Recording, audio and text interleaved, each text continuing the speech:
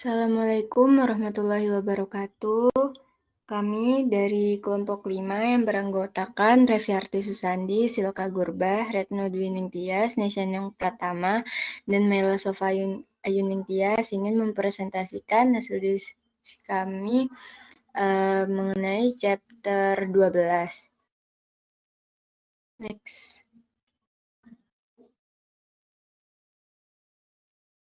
Chapter 12 ini membahas tentang liquidity risk.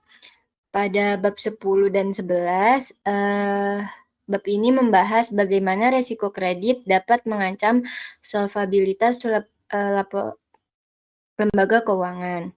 Nah, bab chapter 12 ini membahas masalah yang ditimbulkan oleh resiko likuiditas, berbeda dengan resiko yang mengancam solvabilitas pada lembaga keuangan. Resiko likuiditas ini adalah aspek normal dari manajemen sehari-hari. Kita dapat membahas metode yang digunakan untuk mengukur exposure likuiditas lembaga keuangan dan konsekuensi dari resiko likuiditas yang ekstrim, atau seperti deposito, kewajiban mengalir, dan berjalan, dan memeriksa peraturan mekanisme diberlakukan untuk meningkatkan masalah likuiditas dan mencegah berjalan di lembaga keuangan. Selain itu, beberapa lembaga keuangan juga lebih rentan terhadap resiko likuiditas daripada masalah lain. Pada kondisi yang sangat ekstrim, lembaga penyimpanan sangat terekspos di tengah perusahaan asuransi seperti perusahaan asuransi jiwa yang terpapar sedang dan reksadana seperti lindungi nilai atau dana pensiun di perusahaan asuransi properti memiliki exposure yang relatif rendah. Lembaga keuangan ini tentu saja pernah mengalami beberapa resiko likuiditas. Nah, sedangkan fokus dari pembahasan ini adalah likuiditas rasio di lembaga penyimpanan. Next. Kami membahas aspek unik resiko likuiditas di jenis lembaga lainnya juga. Kontak perspektif industri menunjukkan beberapa masalah yang dipertimbangkan oleh ilmuwan JP Morgan Chase dalam mengevaluasi resiko likuiditasnya. Saat Anda membaca bab ini, Anda akan melihat banyak tindakan yang dijelaskan oleh JP Morgan dimasukkan sebagai bagian dari strategi manajemen resiko likuiditas. London, contohnya itu London Interbank Overnight Rate semalam. Suku bunga acuan atau suku bunga acuan yang mencerminkan di mana bank meminjamkan satu sama lain. Nah, ini lebih dari 2 kali lipat naik dari 2,57% pada tanggal 29 September 2008 ke rekor tertinggi sepanjang masa sebesar 6,88% pada tanggal 30 September tahun 2009. Bank pada umumnya saling mengandalkan kas yang dibutuhkan untuk memenuhi kebutuhan likuiditas sehari-hari. Kebutuhan suku bunga pinjam antar bank umumnya rendah karena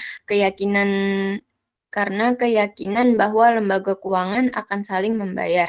Namun kepercayaan diri ini rusak selama krisis keuangan tanpa pendanaan antar bank.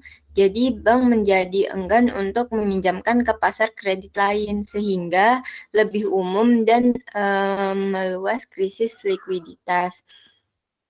Next.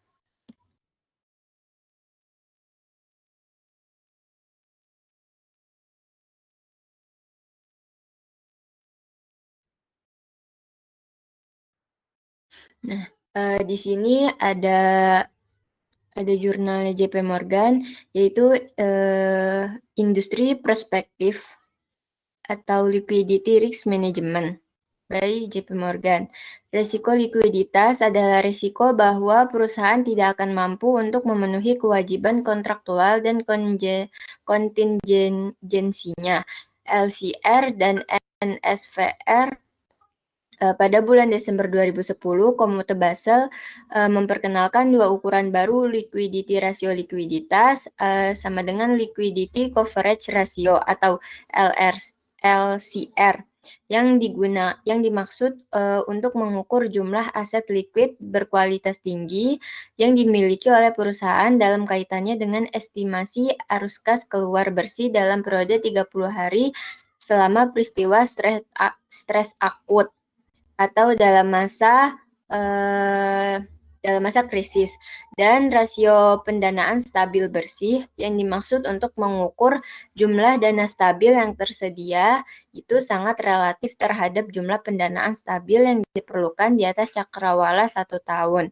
Standar mengharuskan LCR tidak lebih rendah dari 100% dan NSVR lebih besar dari 100%. Di bawah aturan terakhir, LCR diharuskan untuk menjadi 80% pada tanggal 1 Januari 2015. Hal ini meningkatkan 10% setiap tahun sehingga mencapai 100% pada tanggal 1 Januari 2017. Pada tanggal 31 Maret 2015, perusahaan telah mematuhi LCR Amerika Serikat yang sepenuhnya bertahap berdasarkan pemahamannya saat ini. LCR perusahaan dapat berfluktuasi dari periode ke periode karena aliran normal dari aktivitas klien pada tanggal 31 Oktober 2014, Komite Basel ini mengeluarkan standar akhir untuk NSVR yang akan menjadi standar minimum pada Januari 1, 2018. Pada regulator perbankan Amerika Serikat diharapkan untuk mengeluarkan proposal tentang NSVR yang akan mengurai persyaratan khusus untuk bank-bank Amerika Serikat. Terus di dalam penelitian itu juga ada sumber dana, yaitu manajemen percaya bahwa perusahaan kapasitas pendanaannya tanpa jaminan dan terjamin cukup untuk memenuhi kewajiban di dalam dan di luar neraca. Dan untuk simpanan melebihi jumlah yang digunakan untuk mendanai pinjaman terutama diinvestasikan jangka pendek, lainnya investasi berdasarkan suku bunga dan likuiditasnya karakteristik rasio. Jadi pasar modal mengamankan keuangan aset dan aset perdagangan terutama didanai oleh pasar modal, perusahaan menjamin kewajiban pembiayaan. Nah, kewajiban perdagangan dan sebagian dari kewajiban jangka panjang perusahaan. Hutang juga termasuk ekuitas pemegang saham selain pendanaan aset pasar modal. Jadi hasil dari hutang perusahaan dan penerbitan ekuitas digunakan untuk mendanai pinjaman tertentu dan aset keuangan dan non-keuangan lainnya, atau mungkin diinvestasikan dalam portofolio sekuritas investasi perusahaan. Next.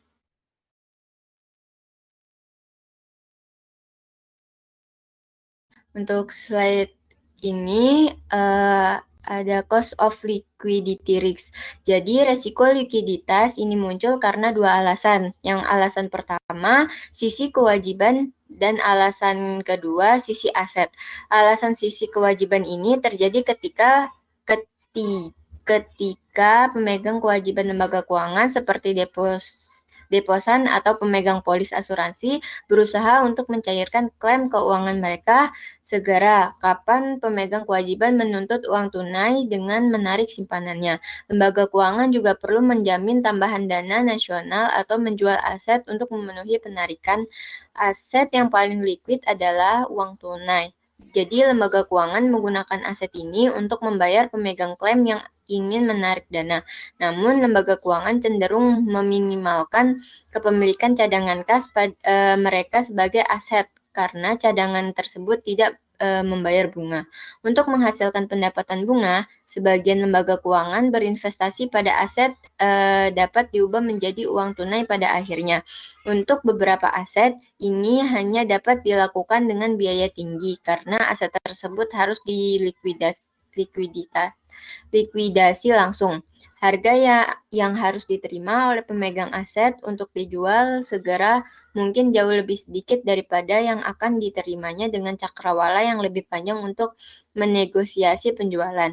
Dengan demikian, beberapa aset dapat dilikuidasi hanya dengan harga jual api yang rendah sehingga mengancam solvabilitas lembaga keuangan. Sebagai alternatif daripada likuiditasi aset, lembaga keuangan mungkin berusaha untuk membeli atau meminjamkan dana tambahan. Next.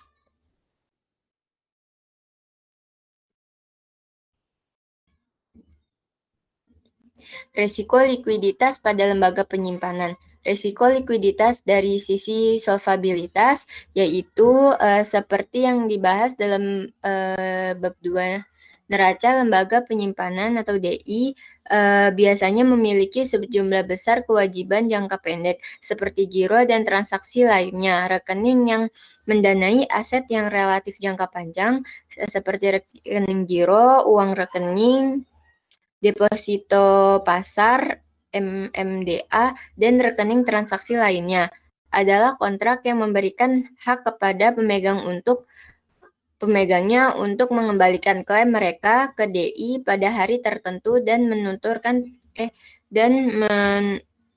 menunturkan pembayaran segera dari nilai nominal klaim deposit mereka secara tunai. Dengan demikian, pemegang rekening giro ini secara individu dengan saldo 10.000 US dollar dapat menukar uang tunai untuk segera dilunasi. Seperti halnya perusahaan dengan 100 juta US dollar dalam rekening giro, secara teori setidaknya DI yang memiliki 20% dari kewajibannya. Di sini ada tabel 12.1. Dalam tabel ini menunjukkan neraca agregat aset dan kewajiban perusahaan Amerika Serikat pada Bank Umum per Maret tahun 2015. Seperti yang terlihat pada tabel ini, total simpanan adalah 85,26% dari total kewajiban dengan rincian 48,24% giro, MMDA, dan transaksi lainnya akun.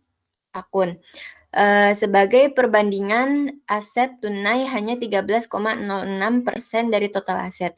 Juga perhatikan bahwa dana pinjaman adalah 12,08% dari total kewajiban.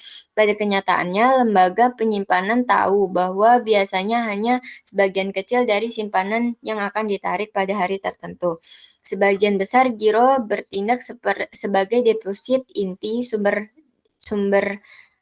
dari hari ke hari, memberikan yang relatif stabil untuk jangka panjang sumber dana tabungan dan deposito untuk DI. Selain itu, penarikan deposit juga mungkin sebagian diimbangi oleh masuknya simpanan yang baru dan pendapatan yang dihasilkan dari kegiatan di dalam dan di luar neraca. Manajer DI harus memantau hasil penarikan setoran tersebut atau pengurasan setoran bersih secara khusus dari waktu ke waktu. Seorang manajer DI juga biasanya dapat memprediksi dengan tingkat akurasi yang lebih baik distribusi probabilitasnya, pengurasan setoran bersih atau selisih antara penarikan setoran dan penambahan setoran pada setiap hari perbankan secara normal. Next.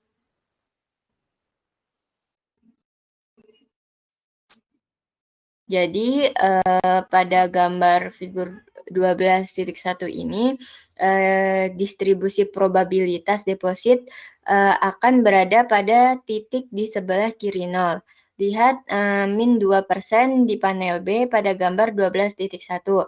Nah, di mana distribusi endapan bersih mengalir memuncak pada min 2%, atau lembaga keuangan menerima arus kas masuk bersih dengan yang tertinggi.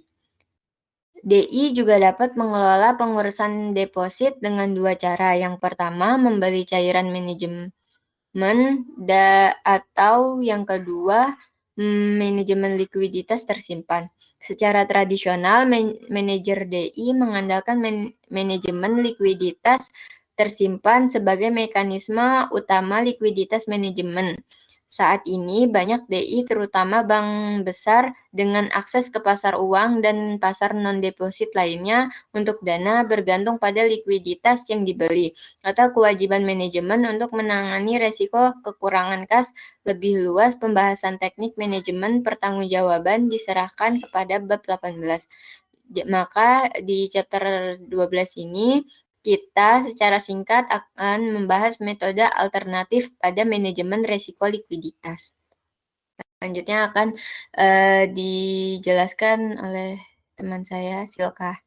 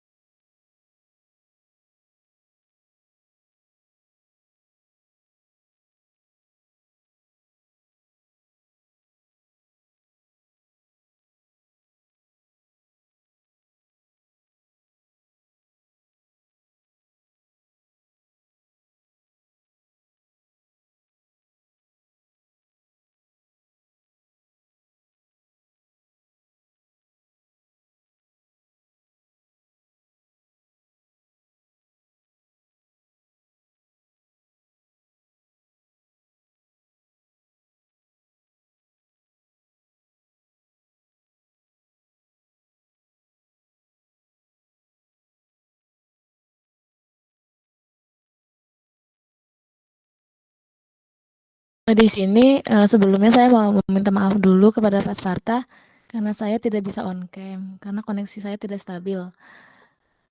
Di sini tuh ada beberapa cara DI untuk dapat memperoleh dana liquid dengan 3 cara, yaitu dengan cara yang pertama itu ia dapat menjual aset likuiditnya seperti T-bills immediately dengan risiko harga yang kecil dan biaya transaksi yang rendah.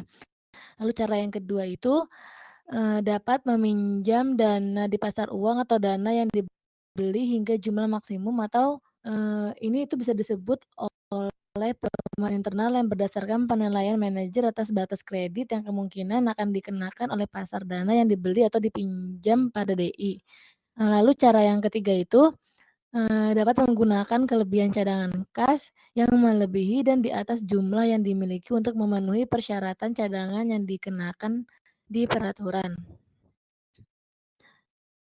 Seperti contohnya itu ada di tabel 12.7. Di sini itu tuh ada sumber likuiditas DI yang total awalnya itu sebesar 14.500 juta dolar. Jika dibandingkan ini dengan pengguna likuiditas DI yang khususnya jumlah dananya yang dipinjam atau dibeli yang telah digunakan dan jumlah uang tunai yang telah dipinjam dari Federal Reserve ini melalui pinjaman jendela diskon yang totalnya itu sebesar 7.000 juta dolar.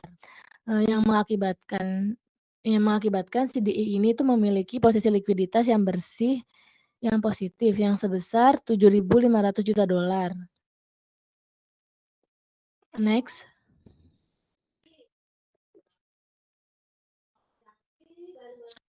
Lalu selanjutnya di sini itu ada peer group ratio comparison. Di cara ketiga ini digunakan untuk mengukur exposure likuiditas DI yang cara itu dengan membandingkan rasio kunci tertentu dan fitur neraca DI seperti pinjamannya ke deposito, dana pinjaman ke total aset, dan komitmen untuk meminjamkan ke aset rasio dengan DI yang serupa ukuran dan letak geografisnya. Rasio pinjaman yang tinggi ini terhadap simpanan dan dana ini dan dana pinjaman ini terhadap total aset itu berarti bahwa DI sangat bergantung pada pasar uang jangka pendek daripada deposito inti untuk mendanai pinjamannya. Dan bisa berarti terdapat masalah likuiditas di masa depannya jika DI ini berada pada atau mendekati batas pinjamannya di pasar dana yang dibeli.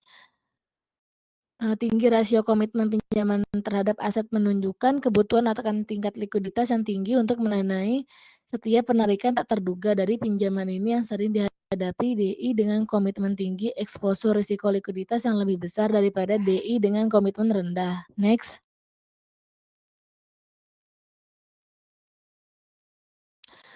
Di sini tuh ada tabel 12.8 yang dimana mencantumkan nilai rasio pada bulan Maret 2015 untuk dua bank yaitu Northern Trust Bank atau NT dan Bank of America atau BOA. Di sini itu BOA atau Bank Pusat Uang ini lebih mengandalkan dana pinjaman daripada NT atau Pusat Bank Non Uang. Rasio bank dari dana pinjaman terhadap total aset ini sebesar 8,84% untuk NT dan 10,22% untuk BOA. Nah, selanjutnya rasio pinjaman terhadap simpanan ini adalah 36,94% dan 68,07% untuk NT dan BOA. Sebagai bank pusat uang utama, BOA ini mendapatkan lebih banyak dari pendanaan pinjamannya dari pasar dana pinjaman daripada pasar depositonya. Northern Trust Bank atau bank pusat non uang yang lebih kecil ini menggunakan simpanan lebih banyak daripada dana pinjaman untuk mendanai pinjamannya. Yang hasilnya adalah bahwa BOA tunduk pada likuiditas yang lebih besar resiko daripada NT. Rasio bank dari simpanan inti ini itu kayak seperti deposito stabil FI, kayak seperti giro, terus rekening tabungan lainnya dan CD retail. Ke total aset atau di sisi ini itu adalah sebesar 35,77% dan 71,24% untuk NT dan BOA. Masing-masing itu nilainya itu sebesar segitu. Sementara BOA ini menggunakan lebih banyak dana pinjaman daripada NT dan lebih dari setengah simpanan NT itu adalah rekening luar negeri daripada simpanan inti domestik. Jadi untuk sementara itu BOA mendapatkan lebih banyak dana cairnya daripada di pasar dana pinjaman yang ada di NT. Ia juga memiliki banyak pasokan yang lebih besar dari simpanan stabil untuk membatasi risiko likuiditas DI-nya. Selanjutnya, NT memiliki rasio komitmen pinjaman atau jalur kredit terhadap total asetnya itu sebesar 33,37%, sedangkan BOA itu memiliki rasio yang jauh lebih besar yaitu 47,13%. Jika komitmen ini diturunkan, BOA harus menghasilkan uang untuk memenuhi komitmen ini atau lebih dari NT. Dengan demikian, BOA terkena resiko likuiditas yang jauh lebih besar dari NT dari penghapusan komitmen pinjaman yang tidak terduga oleh pelanggannya. Next.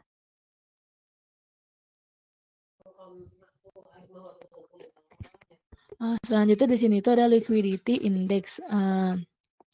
Ukuran terakhir dari risiko likuiditas adalah dengan menggunakan indeks likuiditas, yang mana dikembangkan oleh Jim Peirce di Federal Reserve. Indeks ini tuh digunakan untuk mengukur potensi kerugian yang dapat diderita oleh FI, pelepasan aset secara tiba-tiba atau penjualan secepat dibandingkan dengan jumlah yang akan diterimanya. Di nilai pasar wajar yang ditetapkan pada kondisi atau penjualan pasar normal yang mungkin membutuhkan waktu yang lama sebagai hasil dari proses pencairan dan penawaran yang cermat. Semakin besar perbedaan antara harga fair sale asset price dan fair market price, maka kurang liquid ini adalah portofolio aset DI. Rumus yang digunakan untuk menentukan indeks itu adalah I sama dengan N lalu ada sigma dikali WI lalu dikali PI dibagi PI aksen. Next. Sedangkan untuk rumus yang mencari WI-nya itu adalah persentase dari setiap aset dari portofolio ini. Rumusnya ada di gambar tersebut. Lalu liquidity index ini akan selalu berada di antara 0 dan 1. Indeks likuiditas untuk DI ini juga dapat dibandingkan dengan indeks yang dihitung untuk kelompok sebaya dari DI yang serupa. Next.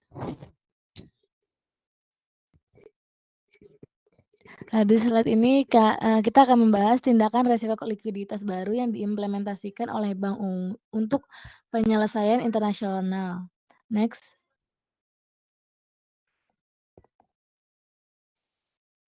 Jadi selama krisis keuangan ini banyak DI yang berjuang untuk menjaga likuiditas yang memadai. Maka diperlukannya tingkat bantuan likuiditas yang luar biasa dari bank sentral untuk memelihara sistem keuangan. Dengan menyadari perlunya DI untuk meningkatkan likuiditasnya, manajemen risiko dan mengendalikan eksposur risiko likuiditas mereka, maka Bank for International Settlement Basel Committee on Banking Supervision ini mengembangkan 2 peraturan baru standar pengawasan risiko likuiditas, yang dimana standar tersebut dimaksudkan untuk meningkatkan alat, metrik, dan tolak ukur yang dapat digunakan pengawas untuk menilai ketahanan banknya. Likuiditas ini melindungi dan membatasi setiap perlemahan dalam profil maturitas, likuiditas, keragaman sumber pendanaan, dan praktek stress testing. 2 risiko likuiditas baru ini yang akan dipertahankan oleh DI adalah rasio cakupan likuiditas yang dimulai pada tahun 2015 dan akan sepenuhnya diterapkan pada tahun 2017. Dan rasio dana stabil bersih yang akan diterapkan pada tahun 2018. Aturan itu tuh berlaku untuk organisasi perbankan besar yang aktif secara internasional dengan total aset konsolidasinya itu sebesar 250 miliar dolar atau lebih dari total aset asing di neraca sebesar 10 miliar dolar atau lebih. Next. Lalu di sini selanjutnya ada liquidity coverage ratio. Liquidity coverage ratio atau LCR ini bertujuan untuk memastikan bahwa DI mempertahankan tingkat yang memadai dari aset liquid yang berkualitas tinggi atau HQLA yang dapat dikonversi menjadi uang tunai untuk memenuhi likuiditas kebutuhannya untuk jangka panjang di waktu 30 hari di bawah skenario tekanan likuiditas akut yang ditentukan oleh pengawas. Pemeliharaan LCR ini tuh dimaksudkan untuk memastikan bahwa DI dapat bertahan dari skenario tekanan likuiditas yang parah dan setidaknya itu selama 30 hari. Untuk rumus LCR yang dilaporkan pada supervisor DI setiap bulan itu rumusnya itu ada liquidity coverage ratio sama dengan stock of high quality liquid asset dibagi dengan total net asset outflow over the next 30 calendar days, lalu dikalikan dengan 100%. Next. Stok aset likuiditas berkualitas tinggi ini atau the numerator of the LCR ini dapat didefinisikan sebagai berikut. Yang pertama, aset likuiditas itu harus tetap liquid pada saat stres, yaitu dapat diubah menjadi uang tunai dengan sedikit kehilangan nilai dan dapat digunakan di jendela diskon bank sentral sebagai jaminannya. Lalu yang kedua, aset liquid ini harus tidak terbebani. Lalu yang ketiga, aset liquid ini dibagi menjadi level 1 dan level 2. Yang bagaimana jumlah level 1 tidak melebihi batas dan jumlah level 2-nya itu dibatasi dengan 40% dari total liquid asetnya. Yang rumusnya itu level 1 itu mencari level 1 itu sama dengan cash ditambah central bank reserves lalu ditambah dengan sovereign debt. Lalu untuk mencari yang level 2A itu rumusnya itu level 2A sama dengan mortgage-backed securities that are government guaranteed ditambah dengan corporate bonds plain vanilla rated at least AA. Lalu untuk mencari yang level 2B-nya itu sama dengan residential mortgage-backed securities that are not government guaranteed ditambah dengan lower rate corporate bonds atau plain vanilla, lalu ditambah dengan blue chip equities. Next.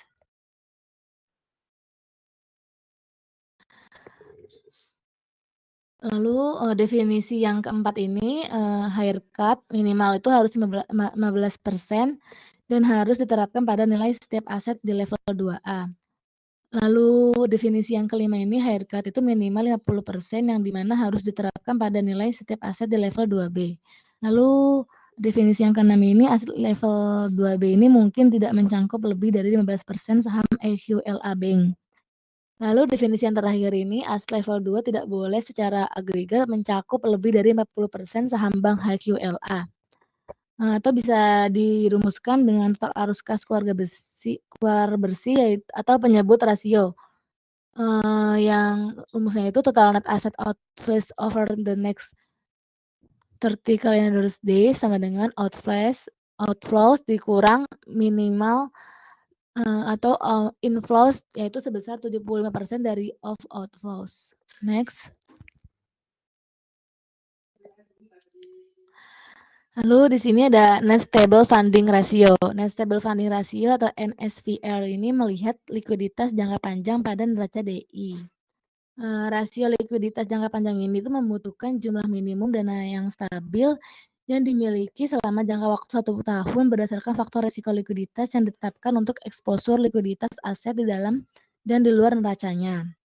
NSFR itu tuh dimaksudkan untuk memastikan bahwa aset jangka panjang ini didanai dengan jumlah minimum kewajiban yang stabil, yang dimana membatasi ketergantungan pada grosir jangka pendek pendanaan yang merupakan masalah utama dalam krisis keuangan. Rumus untuk mencari rasio NSFR yang akan dilaporkan kepada supervisor di setiap triwulannya itu menggunakan rumus NSFR sama dengan available amount of stable funding dibagi required amount of stable funding lalu dikalikan dengan 100%. Next.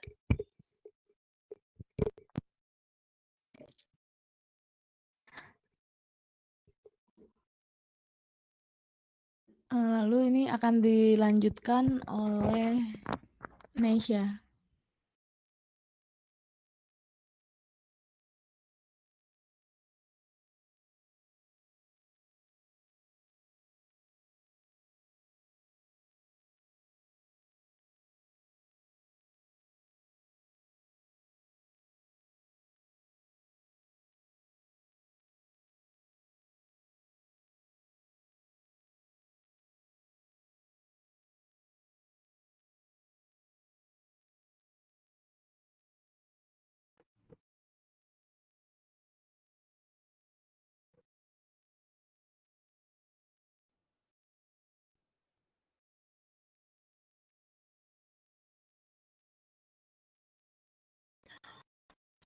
Kemudian kita akan membahas tentang purchase liquidity management. Jadi purchase liquidity management itu adalah penyesuaian untuk deposit drain atau terjadi pada liabilities di sisi balance sheet.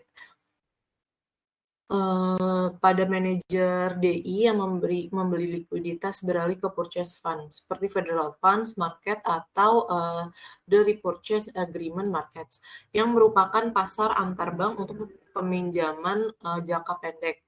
Kemudian pada tabel 12.2 sebelumnya, panel A menunjukkan balance sheet immediately DI sebelum dan sesudah deposit drain sebesar 5 juta.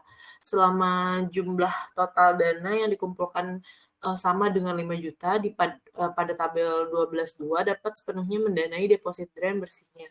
Ini bisa mahal untuk di DI karena membayar harga pasar untuk dana di pasar uang grosir untuk mengimbangi pengurasan bersih pada deposito berbunga rendah. Jadi semakin tinggi cost of purchase fund relatif terhadap tingkat yang diperoleh oleh aset, pendekatan manajemen likuiditas menjadi kurang menarik. Selanjutnya, karena sebagian besar dana ini tidak dilindungi oleh asuransi simpanan, ketersediaannya mungkin terbatas jika lembaga penyimpanan mengalami kesulitan atau kepailitan. Pada tabel 12.2 juga di panel B menunjukkan neraca DI jika merespon pengurasan simpanan dengan menggunakan teknik manajemen likuiditas yang dibelinya. Perhatikan bahwa manajemen likuiditas yang dibeli telah memungkinkan DI untuk mempertahankan ukuran neraca keseluruhannya sebesar 150 juta tanpa mengganggu ukuran dan komposisi aset dari neracanya, yaitu penyesuaian penuh terhadap pengurasan deposit terjadi pada kewajiban sisi neraca.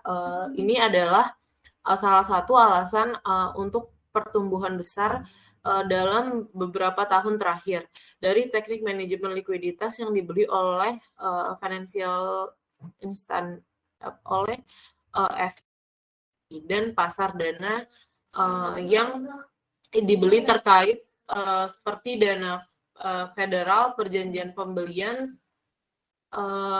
kembali dan CD grosir pada awal 2000-an. Regulator menyatakan keprihatinan tentang peningkatan penggunaan sumber-sumber pendanaan oleh DI dengan krisis likuiditas yang dialami selama krisis keuangan dana tambahan sulit dan kadang-kadang tidak mungkin diperoleh. Kemudian ada store liquidity management. Jadi alih-alih untuk melakukan net deposit drain dengan membeli likuiditas di pasar uang grosir, DI dapat menggunakan manajemen likuiditas yang tersimpan. Kemudian Federal Reserve menetapkan persyaratan cadangan minimum untuk cadangan kas yang harus dimiliki bank. Meski begitu, DI masih cenderung menyimpan cadangan kas melebihi batas minimum yang diperlukan untuk memenuhi pengurasan likuiditas. Misalkan dalam contoh kita bahwa di sisi aset neraca, DI biasanya memegang 12 juta asetnya secara tunai. Jika pengurangan 5 juta dalam kewajiban deposito dipenuhi dengan pengurangan 5 juta dalam aset tunai yang dimiliki oleh DI, neracanya akan seperti yang ditunjukkan pada tabel 12.3 di sebelah kanan. Panel B, ketika di DI menggunakan kasnya sebagai penyesuaian likuiditas, mekanisme kedua sisi balance sheet itu kontrak. Biaya bagi DI dari penggunaan likuiditas yang tersimpan selain dari penurunan ukuran aset adalah bahwa DI harus menyimpan kelebihan aset tingkat rendah dalam bentuk uang tunai di neraca. Dengan demikian, biaya penggunaan uang tunai untuk memenuhi kebutuhan likuiditas adalah kerugian karena tidak dapat menginvestasikan dana ini dalam pinjaman dan aset berpenghasilan tinggi lainnya. Akhirnya dapat diperhatikan bahwa sementara manajemen likuiditas yang disimpan dan manajemen likuiditas yang dibeli adalah strategi alternatif untuk memenuhi pengurasan deposit, DI dapat menggabungkan dua metode dengan menggunakan beberapa manajemen likuiditas yang dibeli dan beberapa manajemen likuiditas yang tersimpan untuk memenuhi kebutuhan likuiditas. Kemudian ada aset side liquidity risk. Sama seperti deposit drain, yaitu dapat menyebabkan masalah likuiditas DI, demikian juga permintaan pinjaman dan pelaksanaan komitmen pinjaman dan jalur kredit lainnya oleh pinjaman. Pada tabel di sebelah, panel A menunjukkan pengaruh pelaksanaan komitmen pinjaman sebesar 5 juta oleh peminjam. Pelaksanaan komitmen pinjaman berarti bahwa DI perlu memberikan pinjaman 5 juta segera pada peminjam. Kami menyajikan dua kebijakan ini pada tabel 12.4 panel B. Jenis dari risiko likuiditas sisi aset muncul dari portofolio investasi. Selain kerugian dalam nilai ekuitas, FI harus mendanai kerugian senilai 5 juta di neraca sehingga permintaan peminjam dan penarikan deposit dapat dipenuhi. Kemudian ada measuring DI's liquidity risk exposure. Yang pertama itu ada financing gap and the financing requirement. Cara pertama untuk mengukur exposure risiko likuiditas adalah dengan menentukan gap pembiayaan DI seperti yang telah dibahas sebelumnya. Meskipun deposan dapat menarik dananya segera, mereka tidak dapat melakukan dalam keadaan yang normal. Rata-rata sebagian besar giro tetap berada di DI untuk jangka waktu yang cukup lama.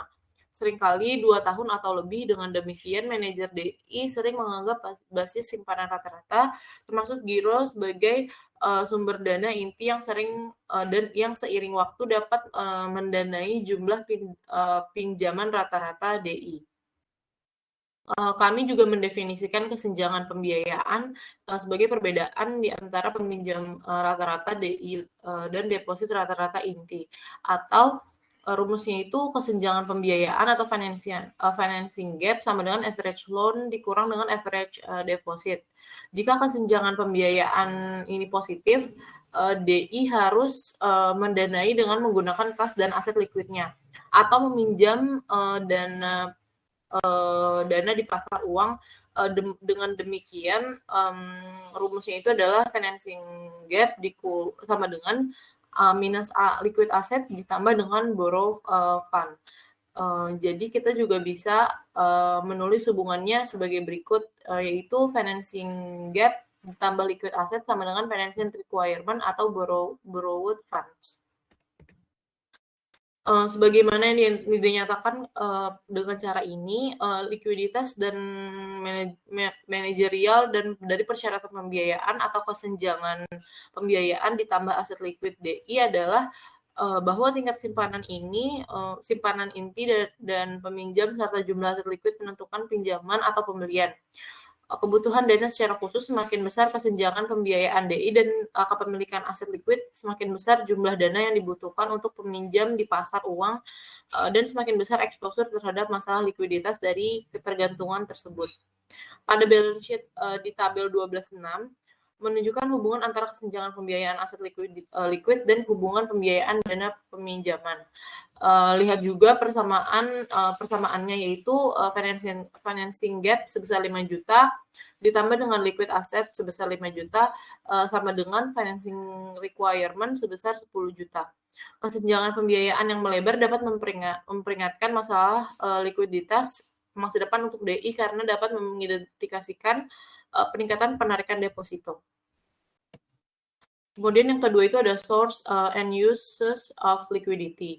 Seperti yang telah dibahas sebelumnya, risiko likuiditas di DI muncul dari pelaksanaan bisnis yang berkelanjutan seperti penarikan simpanan atau dari permintaan pinjaman baru dan kebutuhan selanjutnya untuk memenuhi permintaan tersebut melalui likuiditas aset atau pinjaman dana.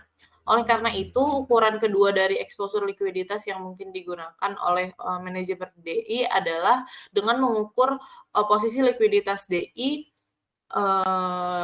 setiap hari jika memungkinkan.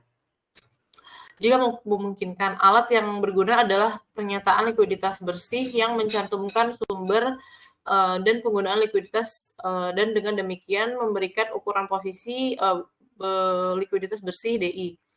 Pada tabel 12.7, sumber likuiditas DI berjumlah $14.500 dibandingkan dengan penggunaan likuiditas DI, khususnya jumlah dana yang dipinjam atau dibeli telah digunakan, misalkan dana federal yang dipinjam. dan jumlah uang tunai yang telah dipinjam dari Federal Reserve melalui pinjaman jandela diskon ini totalnya 7.000 juta dolar. Akibatnya DI memiliki posisi likuiditas bersih positif sebesar 7.500 juta dolar dan sumber penggunaan likuiditas ini dapat dengan mudah dilacak setiap harinya.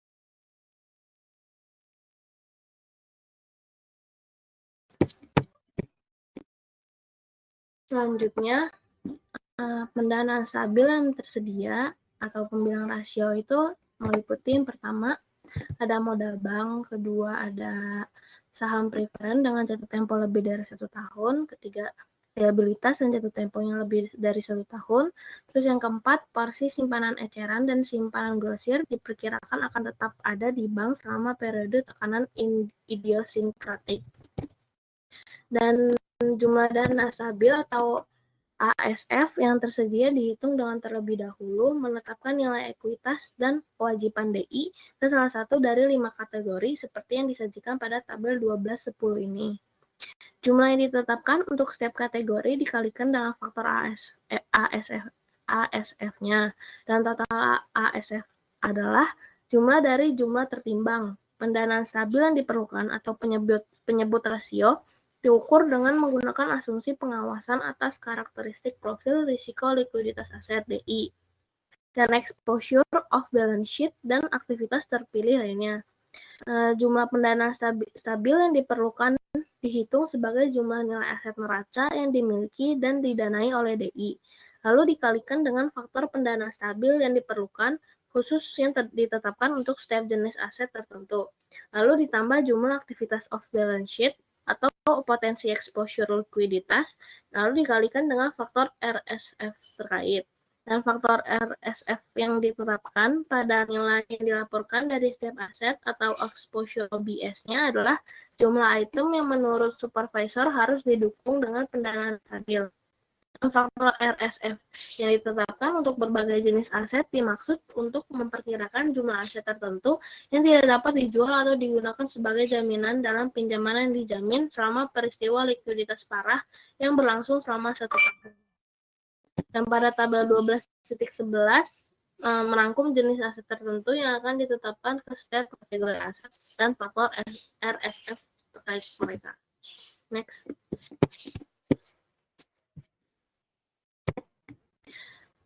Selanjutnya, langkah-langkah pengendalian risiko likuiditas lainnya. Selain LCR dan NSVR, regulator akan memantau beberapa DI tambahan dan tren di seluruh sistem. Metrik tambahan ini menangkap informasi spesifik yang terkait dengan arus kas bank, struktur neraca, agunan tanpa beban yang tersedia, dan indikator pasar tertentu. Langkah-langkah pemantauan tambahan tersebut meliputi yang pertama, ketidaksesuaian jatuh tempo kontraktual. Dan dibandingkan aset dengan kewajiban dalam rentang waktu berdasarkan jatuh tempo, misalnya semalam, 7 hari, dan 14 hari, atau 1-9 bulan, atau 1-5 tahun, dan seterusnya. Data ketidaksesuaian maturitas harus diberikan kepada supervisor DI secara berkala. Yang kedua, konsentrasi pendanaan, yaitu identifikasi sumber pendanaan grosir yang sangat penting sehingga penarikan dana ini dapat memicu masalah likuiditas. Yang ketiga, aset tak terbebani yang tersedia, yaitu identifikasi kuantitas dan karakteristik utama, termasuk denominasi mata uang dan lokasi, aset tak terbebani bank yang tersedia. Aset-aset tersebut berpotensi untuk dijadikan agunan untuk menambah jaminan tambahan pendanaan di pasar sekunder dan atau memenuhi syarat di bank sentral. Dan dengan demikian berpotensi menjadi sumber likuiditas tambahan bagi bank. Lalu yang keempat ada LCR menurut mata uang yang signifikan, yaitu pantau LCR dalam mata uang yang signifikan. Ini akan memungkinkan DI dan supervisor untuk melacak potensi masalah ketidakcocokan mata uang yang dapat muncul. Lalu yang terakhir, alat pemantauan terkait pasar, yaitu memantau data pasar frekuensi tinggi, termasuk data pasar dan informasi di sektor keuangan dengan sedikit atau tanpa jeda waktu. Angka-angka tersebut dapat digunakan sebagai indikator peringatan dini dalam pemantauan potensi kesulitan likuiditas di perbankan. Next.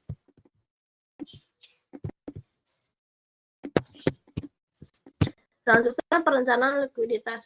Sebagaimana tersirat oleh rasio likuiditas baru BIS, perencanaan likuiditas merupakan komponen kunci dalam mengukur risiko likuiditas dan biaya yang terkait.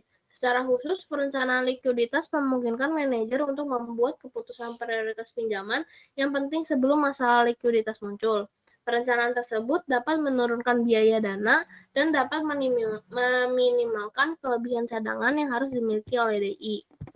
Dan rencana likuiditas itu memiliki sejumlah komponen. Komponen yang pertama adalah penggambaran detail dan tanggung jawab manajerial. Yang kedua, komponen kedua dari rencana likuiditas adalah daftar rinci penyedia dana yang paling mungkin untuk menarik serta pola penarikan dana. Selanjutnya, komponen ketiga dari perencanaan likuiditas adalah identifikasi ukuran potensi simpanan dan penarikan dana selama berbagai jangka waktu di masa depan, yaitu 1 minggu, 1 bulan, 1 kuartal, dan lain-lain, serta sumber pendanaan pasar swasta alternatif untuk memenuhi penarikan tersebut.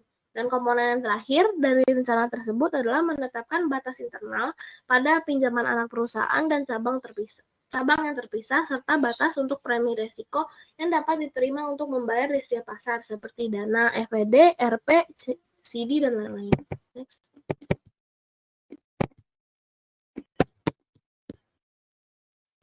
Selanjutnya, risiko likuiditas, pengurasan deposit tak terduga, dan bank runs. Dalam kondisi normal dan dengan perencanaan manajemen yang tepat, baik penarikan simpanan bersih maupun pelaksanaan komitmen pinjaman tidak menimbulkan masalah likuiditas yang signifikan bagi DI karena ketersediaan dana pinjaman atau kelebihan cadangan kas cukup untuk memenuhi kebutuhan yang diantisipasi.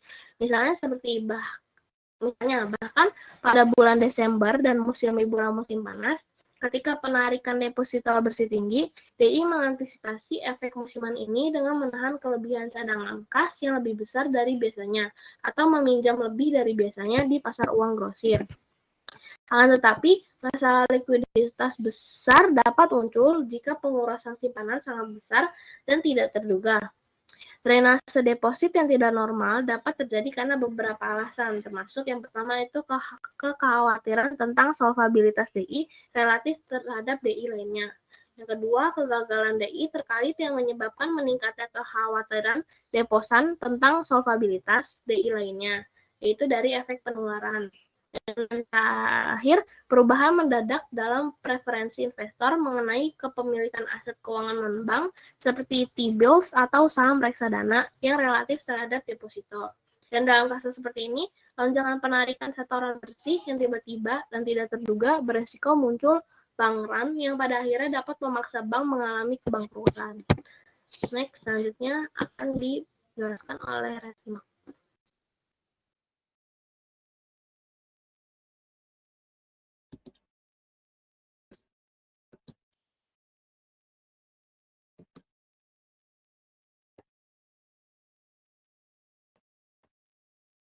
Selanjutnya ada pengurasan deposito dan risiko likuiditas bank run.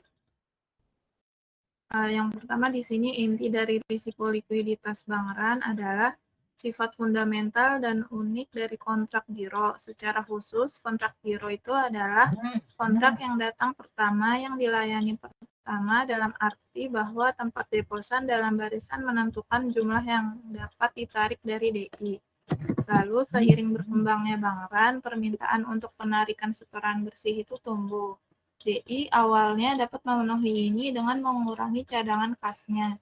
menjual aset yang liquid atau siap dipasarkan seperti T-bills dan T-bond, dan berusaha meminjam di pasar uang.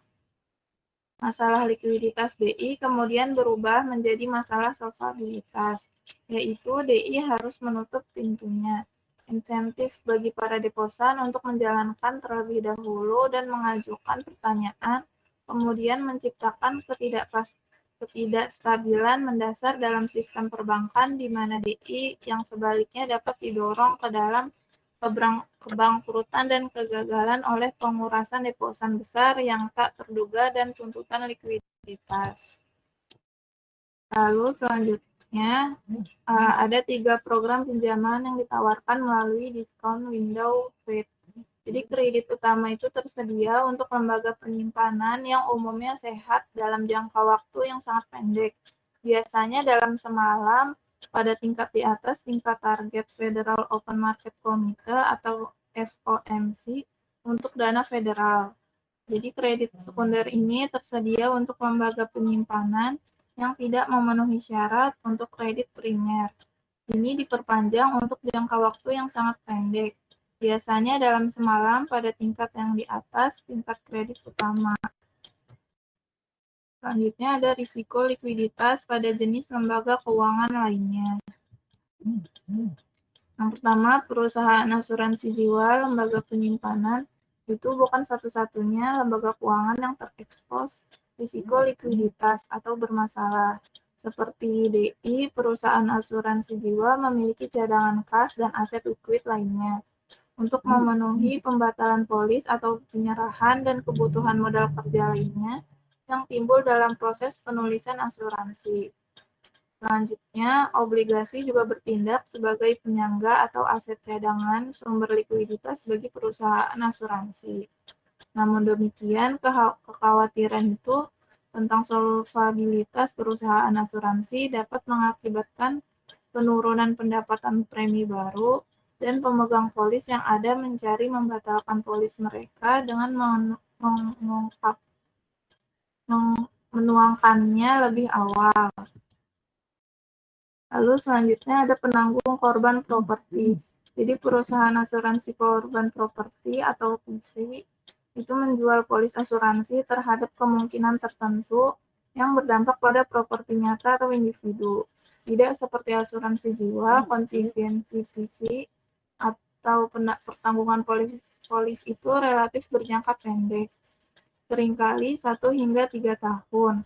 Dengan bantuan tabel kematian, klaim pada polis asuransi jiwa umumnya dapat diprediksi.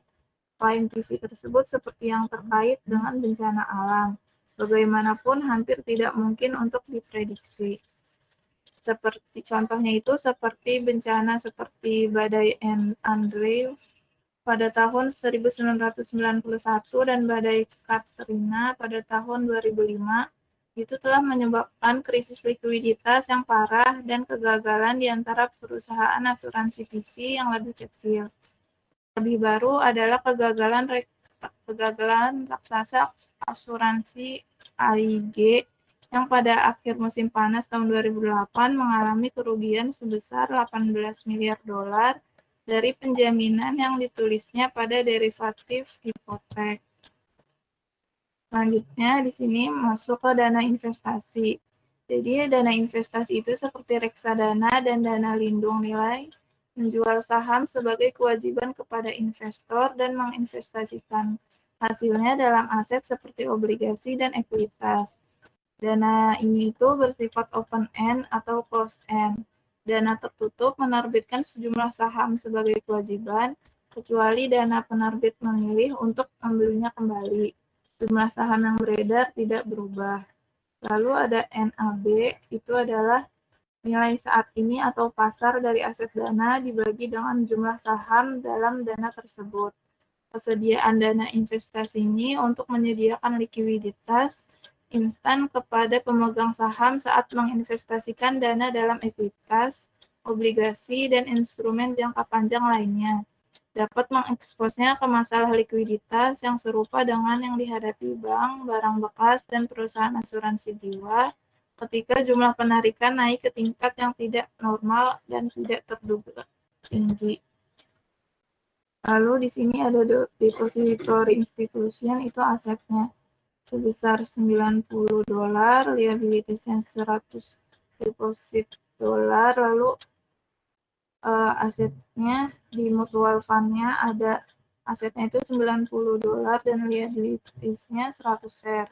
Jadi di sini itu menunjukkan neraca sederhana reksadana terbuka, dan ketika mereka merasa bahwa aset DI dinilai di bawah kewajibannya, para deposan itu memiliki insentif untuk menjalankan DI untuk menjadi yang pertama menarik diri. Dalam contohnya itu hanya ada 90 deposan pertama yang akan menerima $1 kembali untuk setiap $1 yang disetorkan. Jadi 10 orang terakhir tidak akan menerima apapun. Sekarang mempertimbangkan reksadana dengan 100 pemegang saham yang masing-masing menginvestasikan $1 dengan total $100, tetapi asetnya bernilai hanya $90. Selanjutnya di sini ada contoh, yaitu saudara Lehman itu menghasilkan kecemasan investor tentang dana primer cadangan menyebar ke dana lain, dan investor di seluruh industri melikuidasi saham MMF mereka. Hanya dalam 1 minggu, investor melikuidasi $170 miliar dari total industri itu $4 triliun yang diinvestasikan di MMFS. Selanjutnya, aturan baru mensyaratkan nilai aset bersih atau NAV itu mengambang untuk dana pasar uang utama institusional. Perubahan ini memungkinkan harga saham harian dana ini berfluktuasi seiring dengan perubahan nilai pasar aset dana. Menggunakan NAV ini akan mengurangi risiko berjalannya dana pasar uang dan menyediakan alat baru yang penting yang akan membantu melindungi investor dan sistem keuangan lebih lanjut. Lalu kesimpulannya, jadi risiko likuiditas ini sebagai akibat dari penarikan kewajiban yang lebih berat dari yang diantisipasi atau pelaksanaan komitmen pinjaman. Jadi itu adalah masalah umum yang dihadapi oleh manajer lembaga keuangan. Kebijakan yang dikembangkan dengan baik untuk memegang aset likuid atau memiliki akses ke pasar untuk dana yang dibeli biasanya cukup untuk memenuhi penarikan kewajiban. Lalu reksadana pada umumnya juga dapat menghindari risiko berjalan karena kewajiban ditandai ke pasar sehingga kerugian itu dibagi rata di antara pemegang kewajiban. Oleh karena itu, kepailitan seperti itu merugikan masyarakat dan juga pemegang saham swasta, regulator yang telah mengembangkan mekanismenya seperti asuransi simpanan dan diskon window untuk meringankan masalah likuiditas. Terima kasih. Sekian presentasi dari kelompok kami, kurang lebihnya mohon maaf. Wassalamualaikum warahmatullahi wabarakatuh.